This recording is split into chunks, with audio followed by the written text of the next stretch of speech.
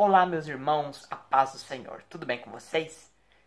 No Evangelho de João, capítulo número 6, versículo de número 37, nos diz o seguinte: todo aquele que o Pai me dá, virá a mim, e o que vier a mim, de maneira nenhuma o lançarei fora.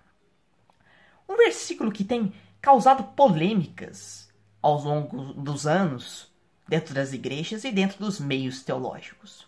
Deus escolhe as pessoas pré-determinadas para serem salvas? Deus ele já determina quem vai ser salvo? Deus já determina quem vai para a perdição eterna? Para isso, teremos que entender os poderes de Deus. Um dos poderes que nós bem sabemos de Deus é a sua onisciência. O que é a onisciência? A onisciência é o fato de Deus saber o que vai acontecer no futuro. Nós vivemos entre passado, presente e futuro. Para Deus não existe isso. Para Deus estamos apenas em uma linha temporal, ao qual todos os ciclos de nossa vida, ao qual chamamos de passado, presente e futuro, para Deus é uma coisa só. Ou seja, Deus está no passado, no presente e também está no futuro. Então, é uma coisa que a mente humana não consegue alcançar. Porém, Deus sabe muito bem o que vai acontecer no futuro. Então, como dizer que ele não já determinou que aquilo acontecesse? Muito simples. Porque existe uma diferença bem grande entre presciência e predestinação. A presciência de Deus é o fato de Deus saber o que vai acontecer.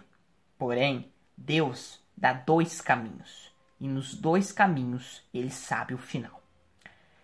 Não é à toa que a Bíblia nos apresenta duas portas. A porta larga e a porta estreita. Por que a Bíblia nos apresenta dois caminhos? Porque sempre há duas escolhas em tudo na nossa vida. Ou estaremos no juízo, ou estaremos no céu com Cristo. Ou estaremos na rocha, ou estaremos na areia. Ou estaremos na porta larga, ou estaremos na porta estreita.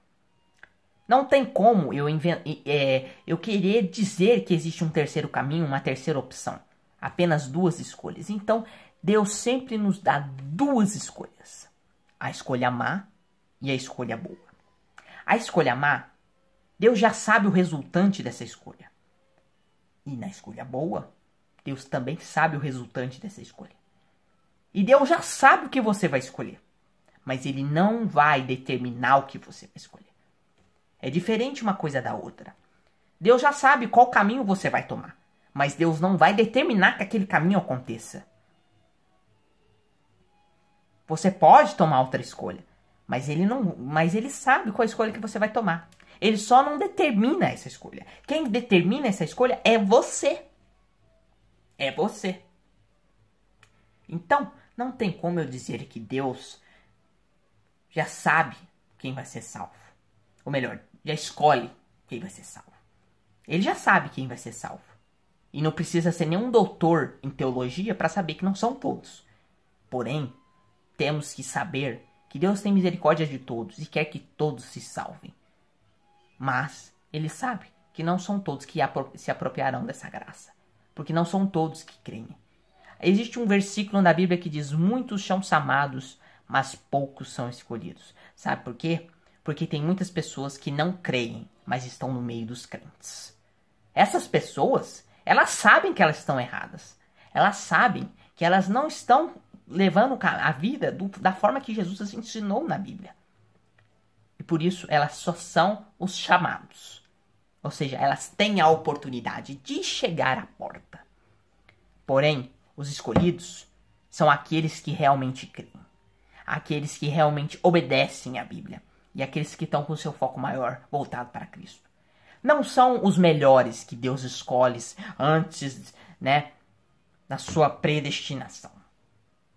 Não. São aqueles que realmente creem em Deus de todo o coração. Há alguns que estão no meio e que são joio. Parecem, mas não são um trigo. São apenas joio. E eles sabem que eles são joio. Mas eles não mudam de vida. Porque eles não têm compromisso com Deus. E esses são os chamados. Porque chamados são todos. Todos somos chamados. Porém, quem resolve realmente escolher, resolve realmente seguir a Cristo com a vida firme, são poucos. E é por isso que Deus, Ele dá oportunidade para todos. A obra de Deus ela é redentora por todos. Mas depende de eu crer nele. A minha vida não pode ser uma vida qualquer.